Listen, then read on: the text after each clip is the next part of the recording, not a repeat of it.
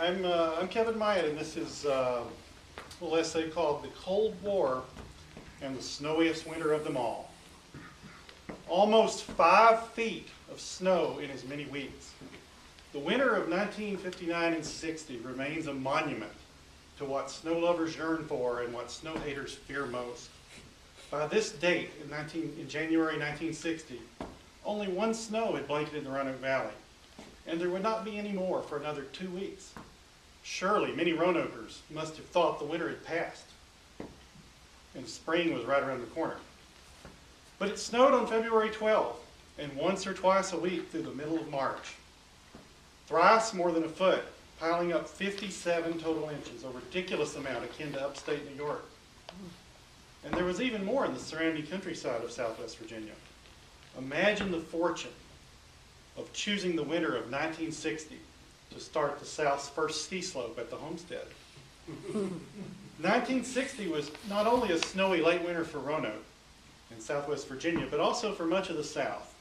It was more snow than Nashville and Little Rock had ever seen or would see up to now in a single season. And Little Rock is where the winter of 1960 intersects my life, 10 years before I was born. It was in Little Rock on a snowy day in February 1960 that my father was inducted into the U.S. Army. I remembered my dad telling me about the bus ride to Little Rock from a cold, cloudy day in tiny Walnut Ridge into the teeth of a snowstorm. But it was only after delving into Roanoke's weather history and further exploring the weather pattern of February and March 1960 across the entire nation that I connected that epic snowy season to my father. My dad didn't go to the military voluntarily, but he went dutifully. With a disabled father, a mother in poor health, and 3 younger siblings at home, my father was the primary breadwinner for his poverty-stricken family, forced to move every year to a different house beside a different cotton field that needed picking. Thanks to a favorable local draft board in Lawrence County, Uncle Sam had seen fit to leave my father off his call list until the day his family moved a few hundred yards into Randolph County. I try to think of what that must have been like for my dad on that wintry day he rode off into the Cold War. A simple farm boy with a 6th grade education, plucked from the cotton fields of the Arkansas bottomlands, peeking out the windows of a bus into a bleak winter landscape of gray cypress trees and dormant fields slowly being transformed by the infrequent coat of white, peering into an as yet incomprehensible future staring down the fearsome Russians. Being sent to Germany, subdued by the previous generation in World War II, to train for World War III, to learn how to lob the first mortar into an advancing Red Army, to absorb the first radioactive rays of a Soviet atomic strike, and if necessary, and so fortunate, to punch right into the same Russian terrain, the same frigid Russian terrain that had turned back Napoleon and Hitler.